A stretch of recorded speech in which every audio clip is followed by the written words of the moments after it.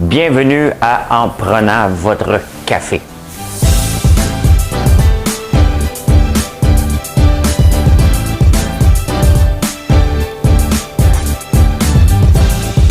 Tableau comme ça, là. Tu rentres, tu fais là.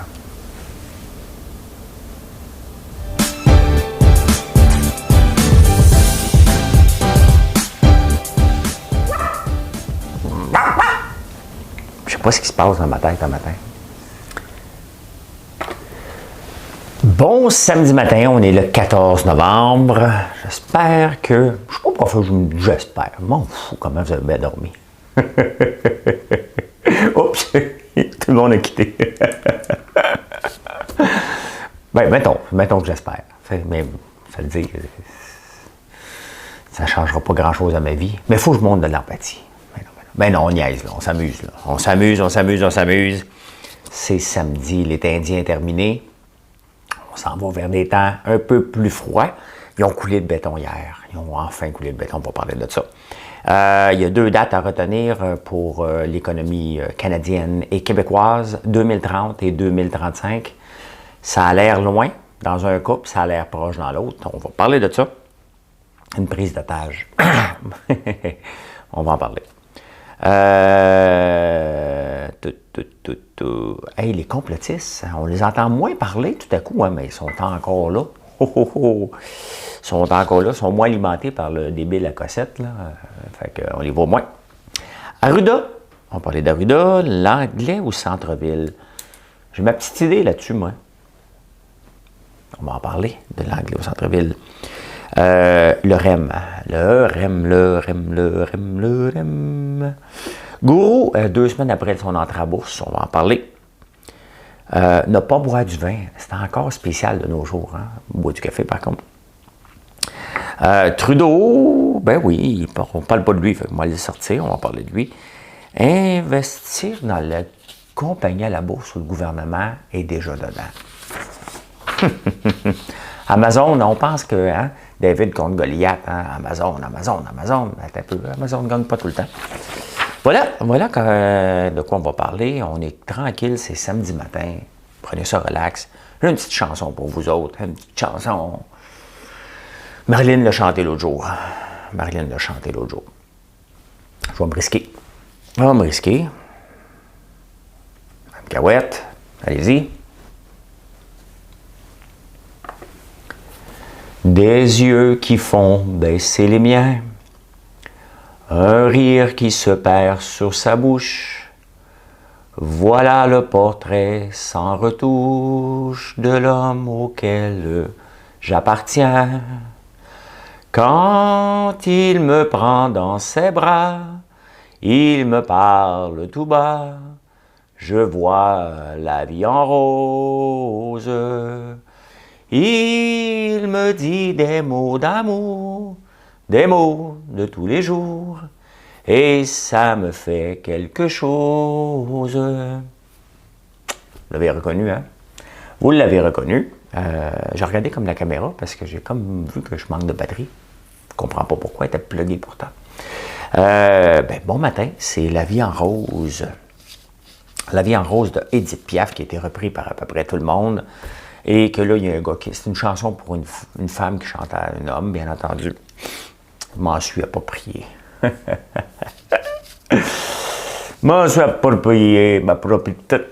Tout. Et voilà, c'est parti. J'ai une dure semaine en bourse. J'ai gagné beaucoup, mais j'ai pas aimé ma semaine. C'est pas le genre de transaction que j'aime faire. T'sais. J'ai dormi 2 fois sur des titres. Ça a bien payé. J'ai eu chaud hier avec DraftKings. Et bien bon pour moi, j'ai eu une bonne leçon.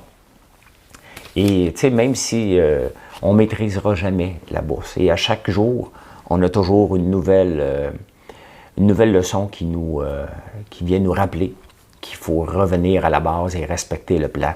C'est beau essayer de faire un gros coup d'argent, mais je me suis brûlé dans le passé avec ça.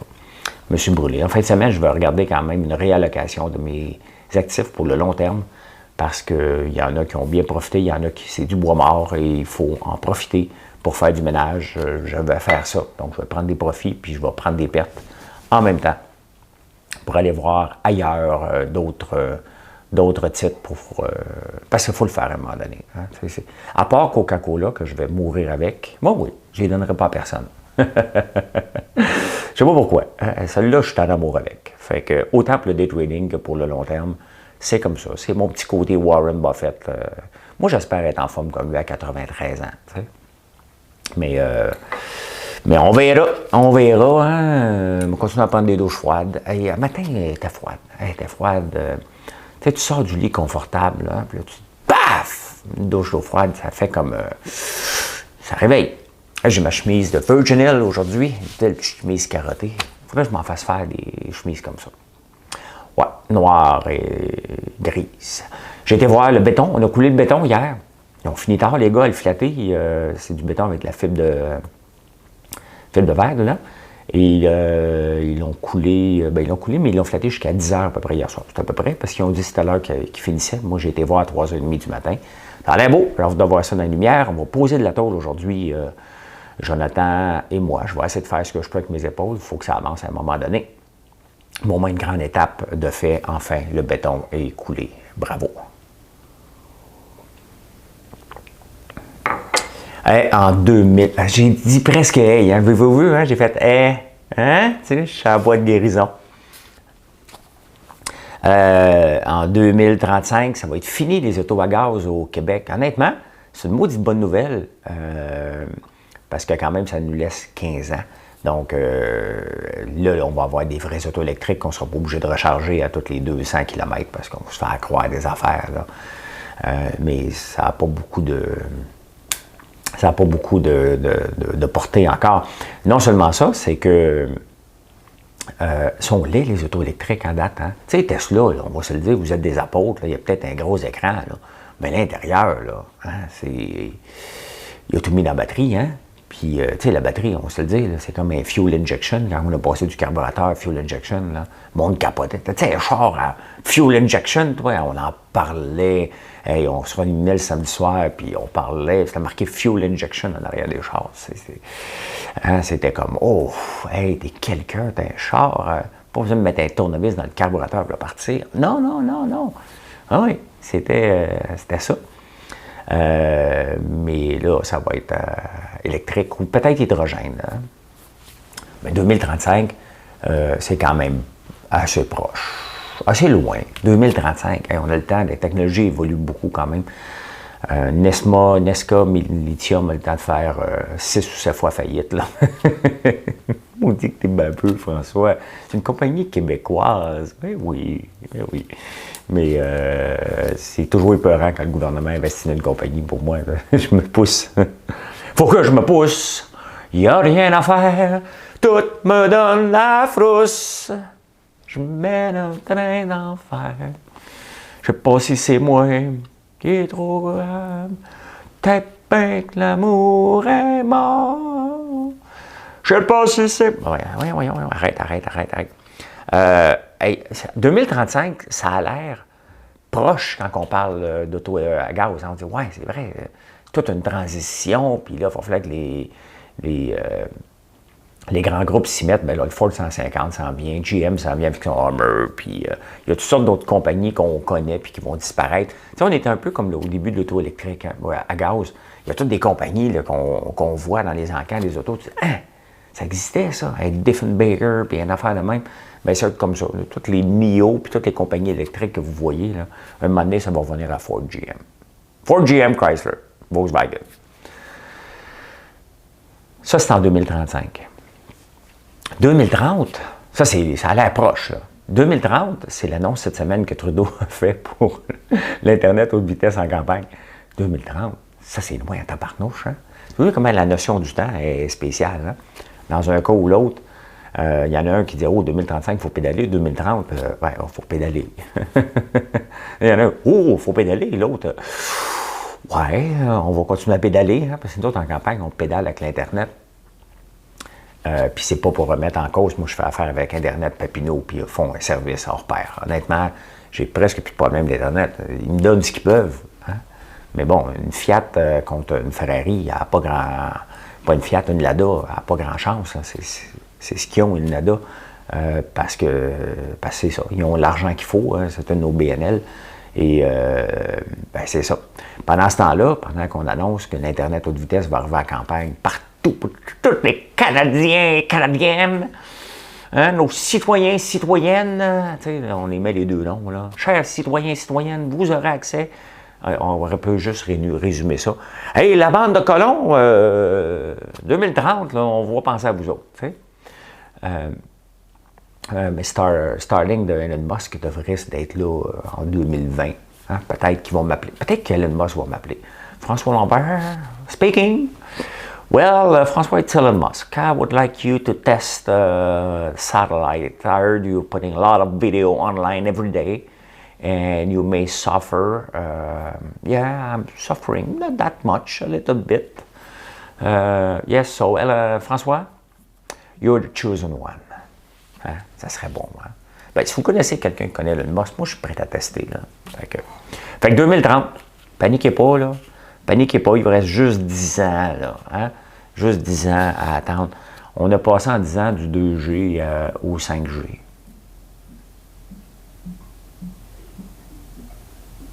Il y a de l'eau. Il y a de l'eau qui fait glou-glou ici. Bizarre. La prise d'otage hier, avez-vous vu ça, la prise d'otage? Il n'y en avait pas.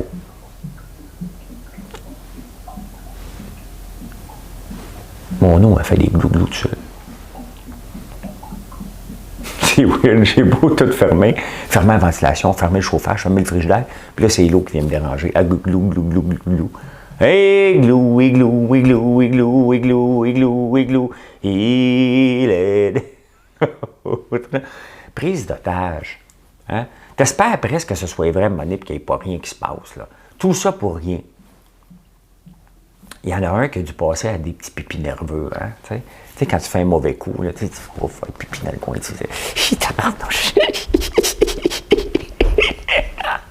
T'es comme content de ton coup. Ben, on est de même, les gars, je m'excuse. On est comme content. Tu dis, oh, faut que j'y retourne encore. Là, tu dis, oh, t'as un problème de prostate. Il me semble que je vais souvent aux toilettes. Non, non, non, t'as pas un problème de prostate. On appelle ça un petit pipi nerveux. Et là, la police a dit, oh, c'est un canular, c'est peut-être un gamer. Fait que là, tu passes de pipi nerveux à cacamou, hein. Il y en a un matin qui doit faire des petits cacamous, là, qui doit dire, ils vont-tu me spotter? Parce que c'est sûr qu'ils vont le pogner. Hein, quand tu appelles 911, ils te pognent. Ils te pognent assez rapidement. Tu n'as pas besoin de parler comme dans les films de mafia dans le temps. Là. Garde-la en ligne longtemps. Garde-la en ligne, pique le dessus. Non, on n'a pas été capable de le retracer. Fait que la prochaine fois, tu recommences. Tu sais. Allô, comment ça va? Comment va la famille? C'est pour ça que les mafiosos demandent tout le temps comment va la famille. Hein? Parce que pour étirer le temps au téléphone. Comment va la famille? Ils s'en foutent, mais ils te le demandent pareil. Tu sais? En famille, c'est important. Fait qu'il y en a un matin, là, il doit dire « Oh, boy! Hein? » On appelle ça du swatting. Ouais, c'est que tu fais venir la SWAT pour rien. Fait que c'est ça. Hein? On va le pogner. Hein? On va voir que c'est un gamer. Il est peut-être bedonnant, pas bedonnant. Il a peut-être des cheveux, pas de cheveux. C'est peut-être une belle fille. Peut-être une fille qui est plus enrobée. On le sait pas. Là, ils ont dit que c'était un imbécile. Hein, vous pensez que c'est à jouer, hein? Je fais ça tout le temps. Là, ils ont dit que c'est un imbécile dans le journal. C'est peut-être une imbécile. Hein? Soyez inclusif. Hein? On est rendu là. C'est compliqué d'écrire un article aujourd'hui. Je prends du café Virgin Hill. Le Pérou, j'ai oublié le sac, là, mais je prends le Pérou Chichimango. Là. Dans ma tasse, François Lambert. Voici ce qu'on fait ici. Hein? Tu sais, l'entrepreneuriat puis la ferme, là, ça se rapproche. On ne peut pas sortir le farmer de moi, là, même si Stéphane Gendron pense que je ne le suis pas encore. Regarde, j'ai une chemise carottée, Simonac. Hein?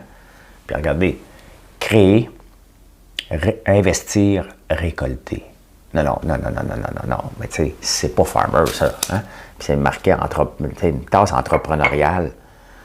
Créer, investir, récolter. Non, avec une chemise carottée, mais arrêtez, là. C'est sûr que je suis un farmer, moi. Arrêtez vos histoires, là. Fait que, ouais, les swatting. Je regarde-tu à la bonne caméra depuis tantôt, moi? Je sais pas. Je me trompe tout le temps. J'espère que je ne me suis pas trompé les 15 premières minutes. Bien sûr qu'en podcast, ils ne le savent pas. Fait que c'est pas grave. Je pense que je regardais à la mauvaise. Je recommence pas. Je recommence pas, il n'y a pas de budget. Puis vous allez me chicaner de toute façon si c'est pas en ondes à 6h30, fait que c'est aussi bien.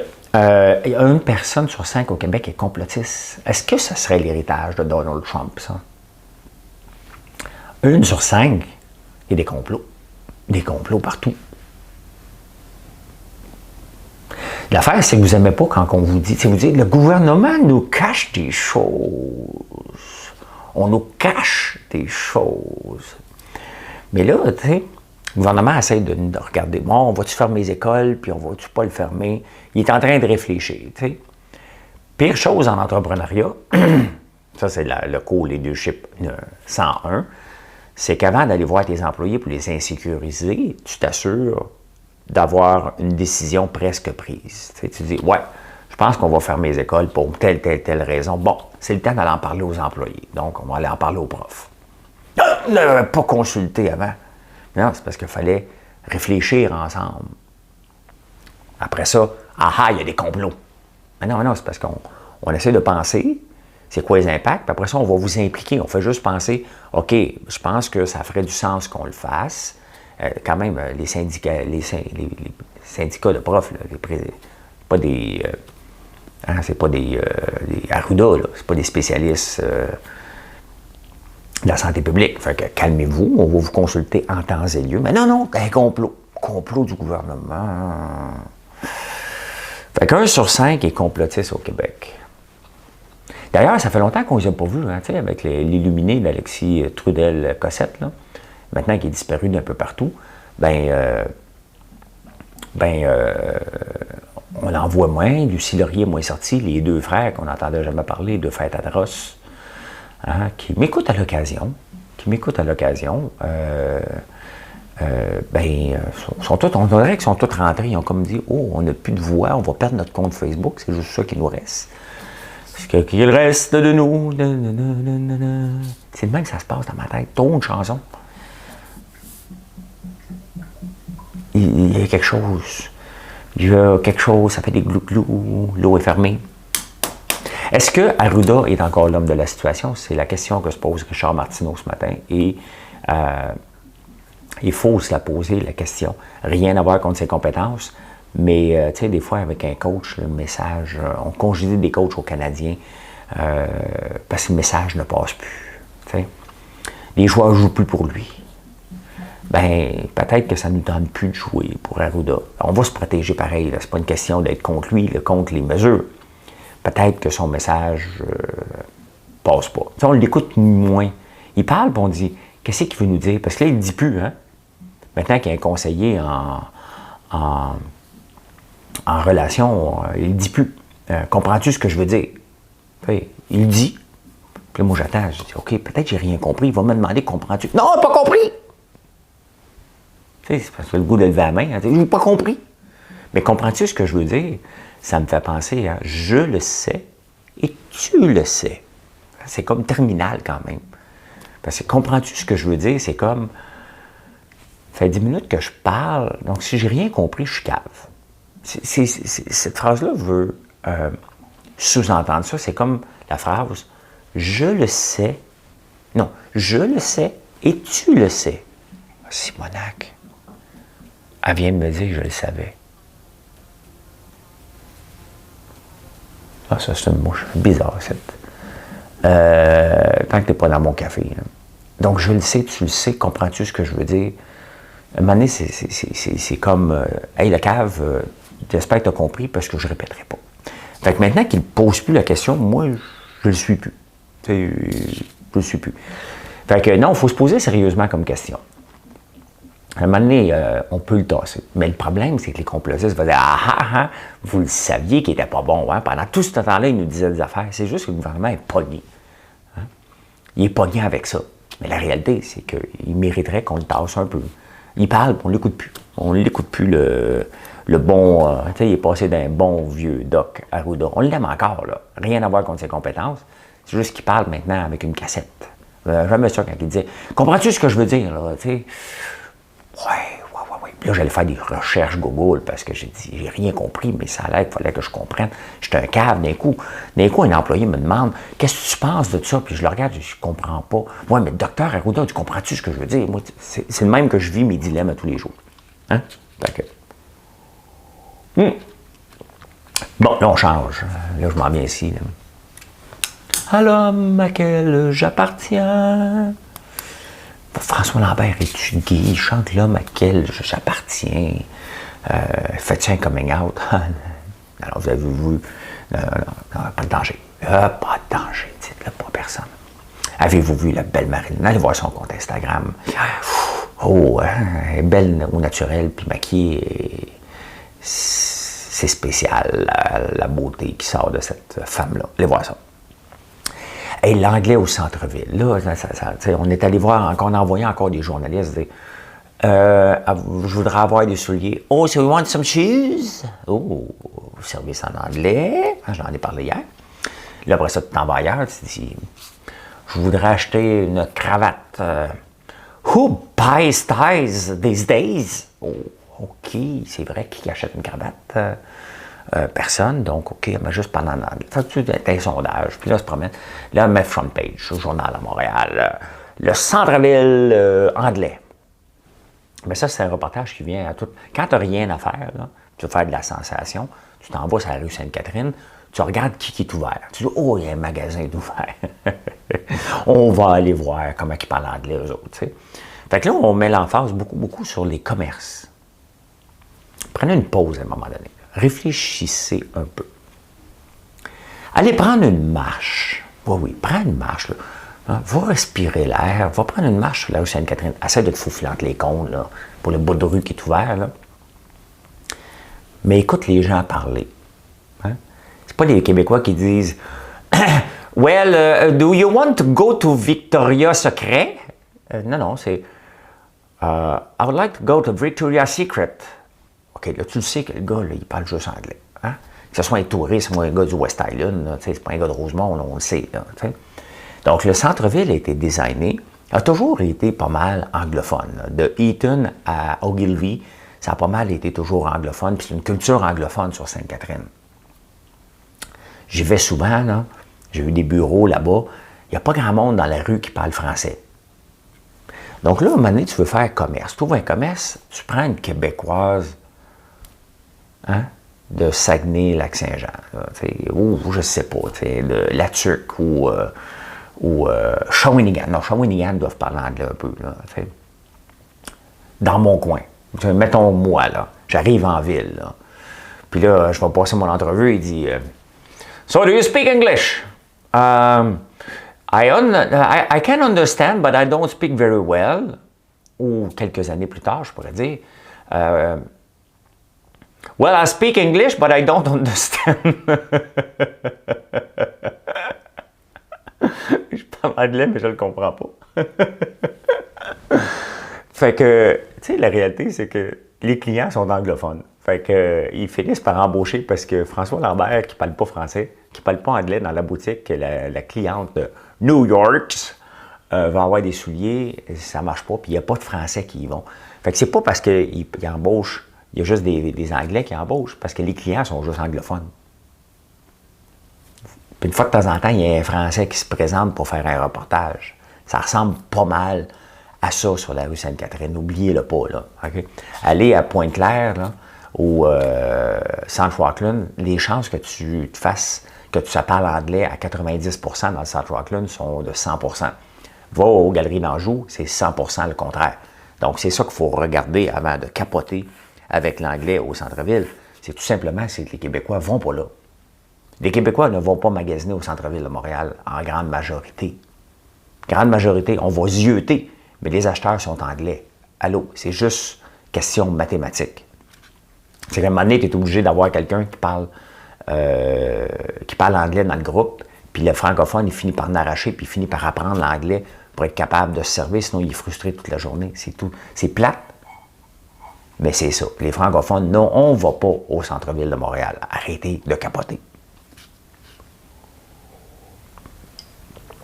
À l'homme auquel j'appartiens, quand il me prend dans ses bras. Le REM, plus cher, le réseau express métropolitain, ben ça va coûter 45% plus cher qu'à Vancouver, que prévu. Puis, par 15 km, on va dépenser à peu près 10 piastres et 42. À Vancouver, on fait la même chose. Ça a coûté 4 piastres. Non, 2 piastres et demi. Par 15 km, le coût par transporteur. Là. Bien entendu, pas par 1000, là, mais ça, au coût de revient. Comment ça se fait qu'on fait toutes des affaires qui coûtent plus cher? Comment ça se fait qu'on fait un pont Champlain qui coûte 8 milliards? On peut bien avoir des jeunes après ça qui se lancent en affaires. Je vais être billionnaire. If I had $1 million, I'll buy expensive ketchup. Yeah, with expensive moutarde. Je parle donc bien anglais dans ce show-là. Hein? C'est épouvantable. Je fais juste parler en anglais. Je chante des chansons en anglais.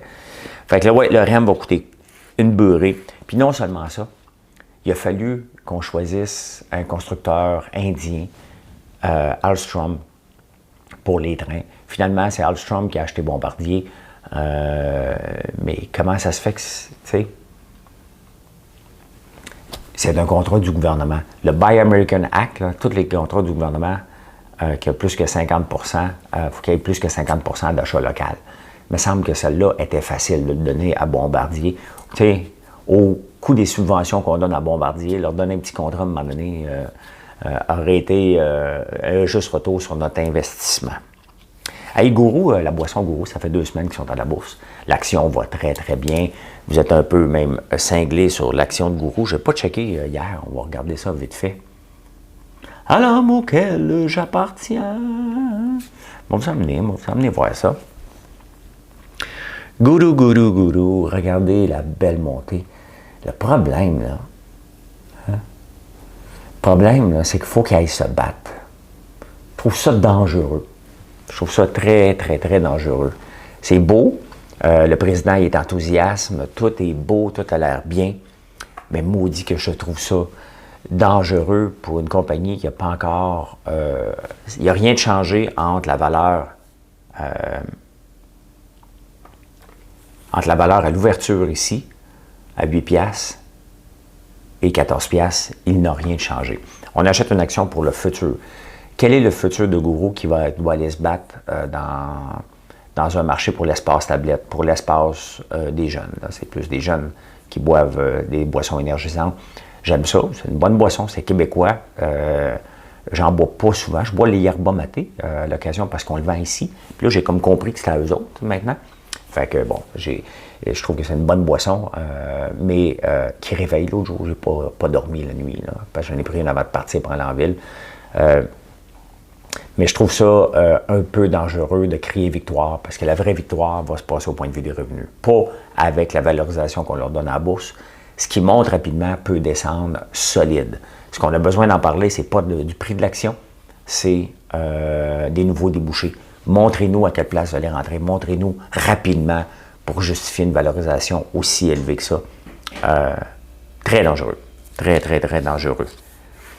Ouais, vous savez que je ne bois pas de vin depuis le 5 septembre à peu près, ou 4, fin bout. On est le 14, donc ça fait à peu près 70 jours. Ça ne me manque pas. La réalité, ça ne me manque pas.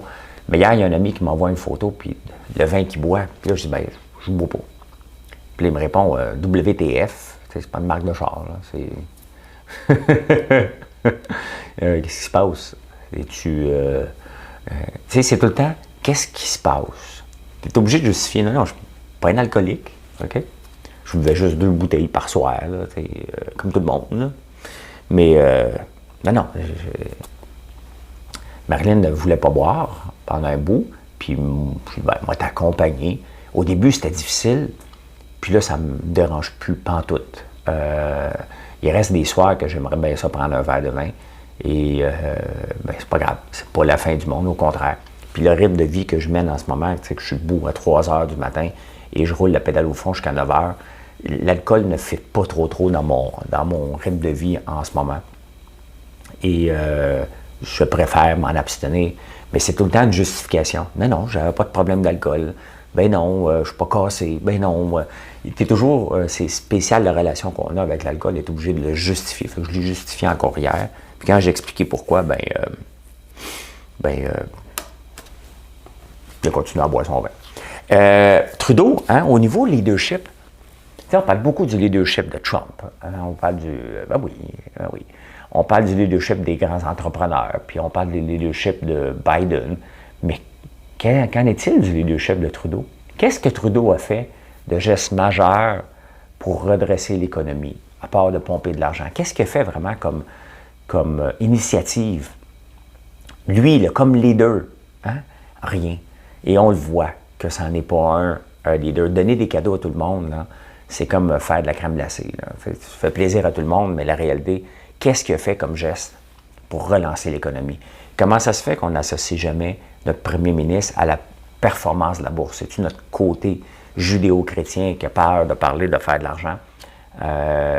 Mais pourtant, aux États-Unis, on remarque ça, OK? Voici sur Obama la bourse, voici sur Trump, voici sur un autre, voici sur un autre. Qu'est-ce qui va arriver avec Biden à la bourse? Ici, on n'en parle jamais. Et pourtant, le marché de Toronto, il y a beaucoup de ressources naturelles. En parlant de bourse, vous voyez que je ne transige jamais des actions canadiennes. J'en ai dans mon portefeuille à long terme, là, OK? Mais la réalité, c'est que pourquoi dans mon day trading, c'est que je cherche des actions qui ont des millions de transactions d'actions échangées par jour. Ford a une moyenne de 50 à 60 millions. Coca-Cola, c'est énorme aussi. DraftKings, hier, avait presque 30 millions d'actions. Donc, ça permet plus de volatilité et ça permet de ne pas être pris avec des actions. Même Tupperware, des fois, quand ils ont 500 000 actions, c'est difficile à revendre à l'occasion. C'est simplement pour ça. Et avoir le temps réel avec TradingView sans payer une autre commission. J'ai mon temps réel aussi avec la Banque Royale. Mais la Banque Royale, je trouve qu'il est limité quand même.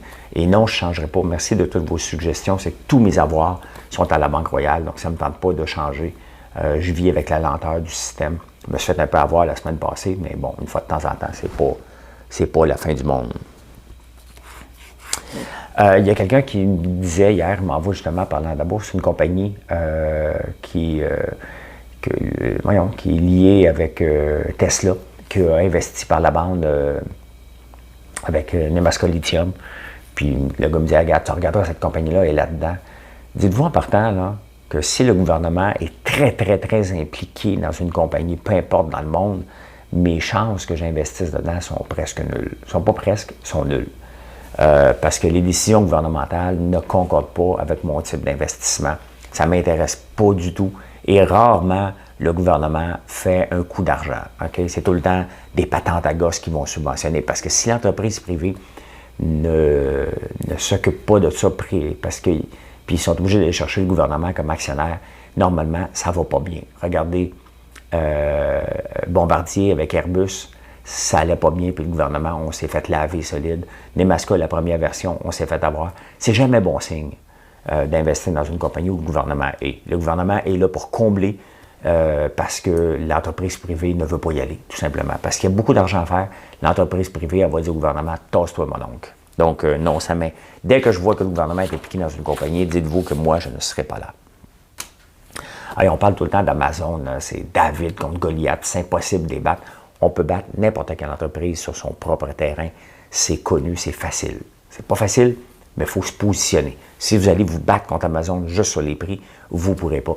Dans la vague d'achat local, Amazon détenait dans le marché en ligne, en France, 30% du marché en ligne. Et des initiatives comme chez moi, ici, la vitrine québécoise, des commerçants, des librairies un peu partout à travers la province qui ont ouvert leur boutique en ligne, bien, tranquillement, David contre Goliath, qu'est-ce qui a fait la renommée d'Amazon? Bien entendu, des bons prix, puis une livraison extrêmement rapide. C'est quand la dernière fois que, pour les membres de Prime, que vous avez reçu le lendemain? C'est pas mal plus rare. Hein? Moi, je ne reçois plus jamais le lendemain. On parle de 5, 10, 15 jours de livraison. Pourtant, les articles sont Prime, je suis Prime. Ça arrive, je n'ai plus jamais, ça fait plus un an, que je n'ai pas la livraison 24 heures comme c'était la marque d'Amazon. Amazon est débordé et ils ne sont plus capables de faire une différence comme ils le faisaient au début. Ça laisse la place. Et c'est ça, quand on se bat contre Goliath, il faut trouver les failles.